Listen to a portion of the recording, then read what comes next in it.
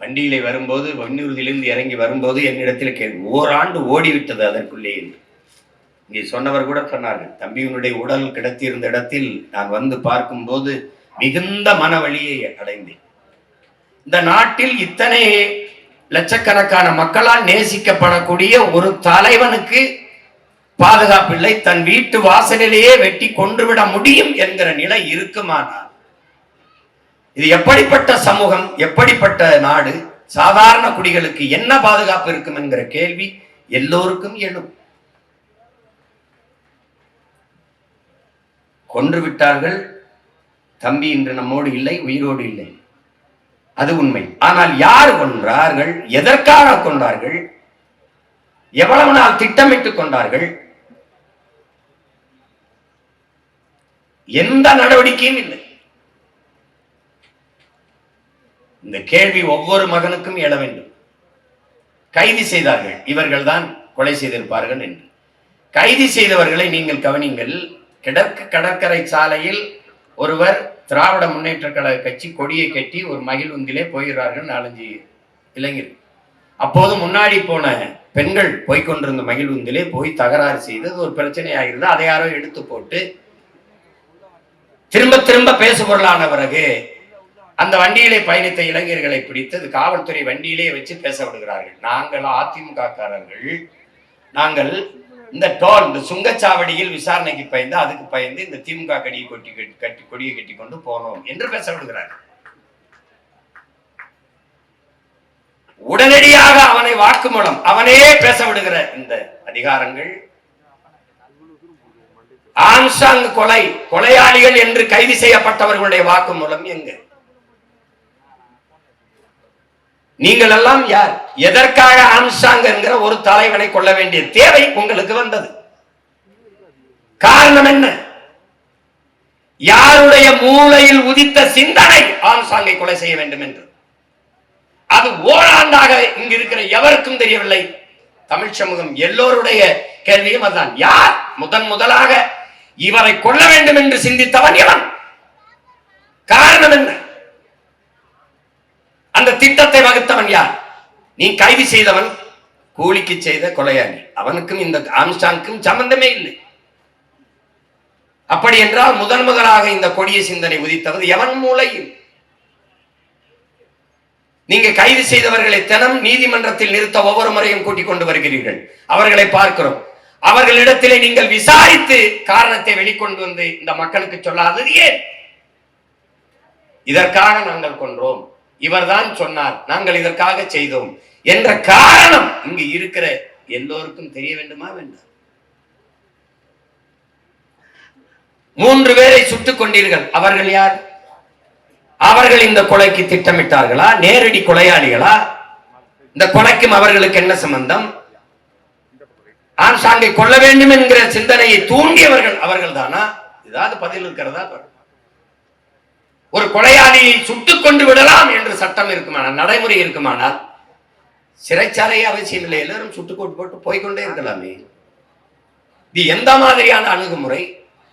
திரும்ப திரும்ப கேட்கிறேன். அந்த 3 பேரை தம்பி ஆம்ஸ்ட்ராங் கொலையாளிகள் சொல்லி சுட்டீர்களே, ஏன்? அதற்கு காரணம் சொல்லுங்கள் என்று கேட்கிறேன். ஒருவர் கூட சொல்லுங்க.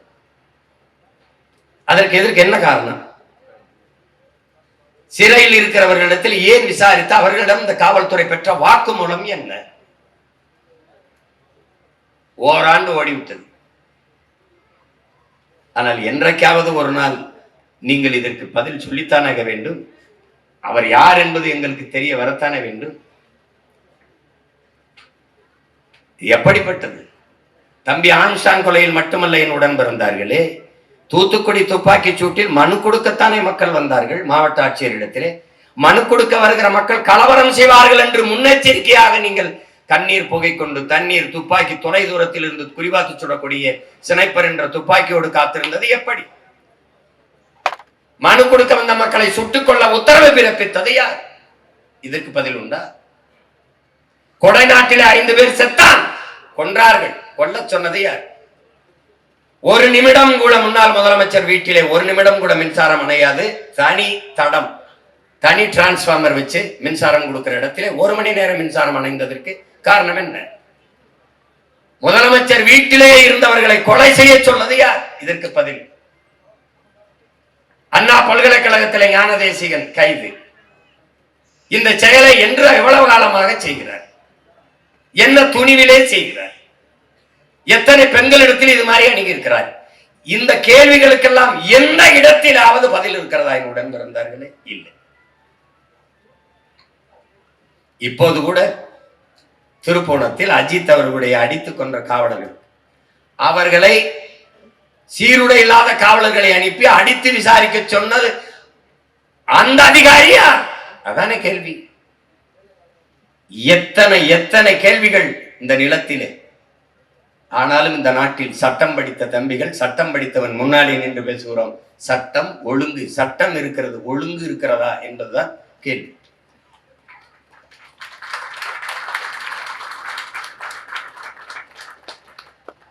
அடிமை சமூகத்தின் விடுதலைக்கு அன்பு மக்களே, வறுமையில் இருக்கிற ஒரு வீட்டை ஒரே ஒரு மகன் உழைத்தந்த வீட்டின் வறுமையை போக்க முடியாது. அது மாதிரி அடிமைப்பட்டு கிடக்கிற ஒரு நாட்டை ஒரே ஒரு மகன் போராடி விடுதலை செய்ய முடியாது. ஒரு ஆம்ஸ்டாங் நமக்கு பத்தாது. இனி ஒவ்வொருவனும் ஆம்ஸ்டாங்காக மாறுவதை தவிர நமக்கு வழி கிடையாது.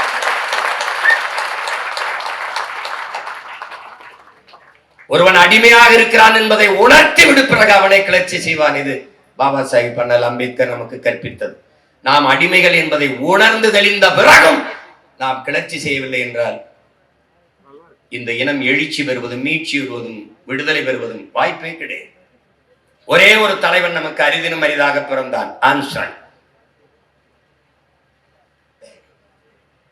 தன்னை பற்றி சிந்திக்காமல் தான் பிறந்த சமூகத்தை பற்றி சிந்தித்தான். அது கல்வி பெற்று மேம்பட்டு உயர வேண்டும் என்று உழைத்தான். அவன் இன்று நம்மோடு இல்லை, ஆனால் அவன் கனவு நம் கையோடு இருக்கிறது, நம் தோள்களில் சுமத்தப்பட்டிருக்கிறது.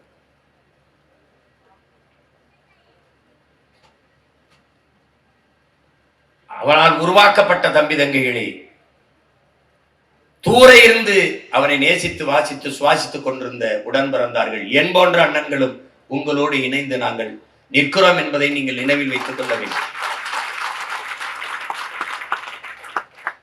அவர் ஒரு அரசியல் இயக்கம் அதிலே சார்ந்திருந்தார். நான் ஒரு அரசியல் இயக்கத்தை தொடங்கி நடத்தி கொண்டிருந்தேன்.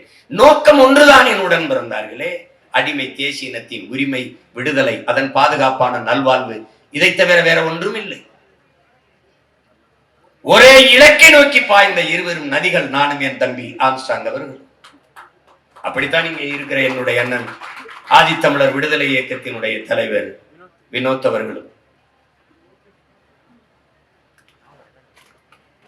2016 ஆண்டு ஆட்சியின் செயல்பாட்டு வரைவிலே ஆதித்தமிழர் விடுதலை இல்லாது மீதி தமிழர் விடுதலை வெல்லாது என்கிற முழக்கத்தை முன்வைத்த மகன் உங்கள் உடன் பிறந்தவன் என்கிற திமிரிலே சொல்கிறேன். உடல் எவ்வளவு வேண்டுமானாலும் உறுதியாக இருக்கலாம், ஆனால் கால் உறுதியாக இல்லை என்றால் ஒன்றும் செய்ய முடியாது.